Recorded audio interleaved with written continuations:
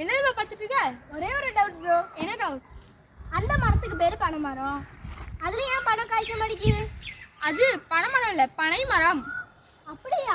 அது உயரமா இருக்கே, அது காத்தடிச்சா விழுந்துடாதா?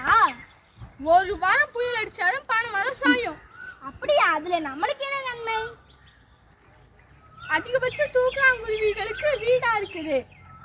அது மட்டும் இல்ல, அதுல உள்ள ஓலை மட்டைய வச்சு குடிசை வீடு, ஓலை பெட்டி, ஓலை விசிறி, நார்பெட்டி, நார்கட்டில், பனம்பழம், பனங்கிழங்கு, தவுனு, பதனி, பதனிலேருந்து கற்பட்டி, பனங்கற்கண்டு, உனக்கு பிடிக்கும்னு வாங்கி சாப்பிடுவிய நொங்கு, அதுவும் இந்த மரத்துல இருந்து தான் கிடைக்குது. என்ன நொங்கு இந்த மரத்துல இருந்து கிடைக்குதா?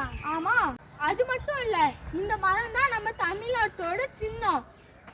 பனை மரத்தை காப்போம், பயன்களை பெறுவோம். எங்க போற? நான் அப்பா கிட்ட நொங்கு